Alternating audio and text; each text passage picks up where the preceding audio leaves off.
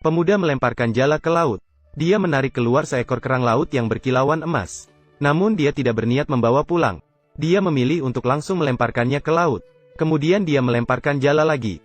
Namun yang ditarik keluar masih sama kerang laut tadi. Agar bisa menangkap ikan, dia membawa perahu ke tempat yang jauh dari rumah.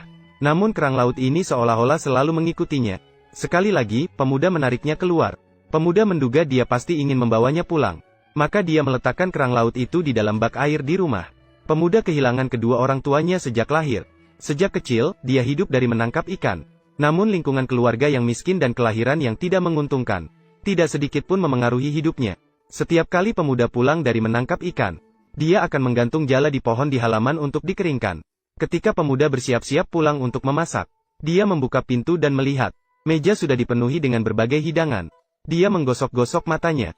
Dia pikir dia sedang bermimpi. Namun saat dia mendekat, baru sadar bahwa semuanya nyata. Yang aneh adalah, dia melihat sekeliling tapi tidak ada orang. Dan di pantai itu hanya ada dia sendiri. Dia pikir pasti ada yang salah masuk pintu. Salah memasak. Maka dia duduk di tangga depan pintu. Menunggu orang itu muncul lagi. Tapi dia terus menunggu sampai malam tanpa ada yang datang. Di bawah cahaya bulan yang terang, hanya ada bayangan kesepian dirinya. Keesokan harinya, pemuda tidak ingin makanan terbuang.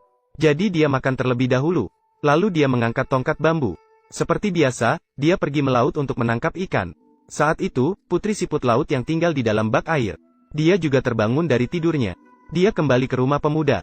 Melihat semua makanan di meja sudah habis dimakan. Dengan senang hati dia merapikan.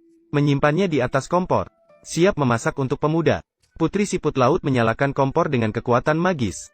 Kemudian dia berlari ke depan tempat tidur pemuda untuk merapikan selimutnya. Berdiri di dekat jendela mendengarkan suara lagu yang akrab. Bagi gadis kerang laut ini, tidak ada yang lebih bahagia daripada ini.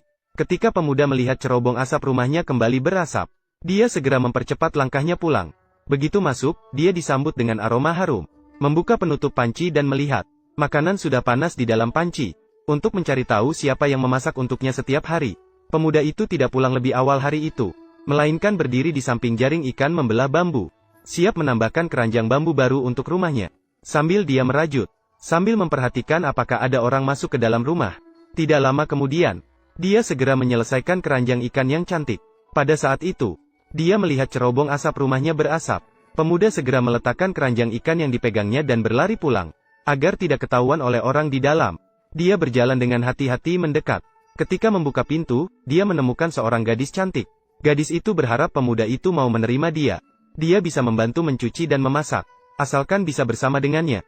Pemuda itu tahu kondisi rumahnya buruk. Dia tidak ingin dia menderita bersamanya.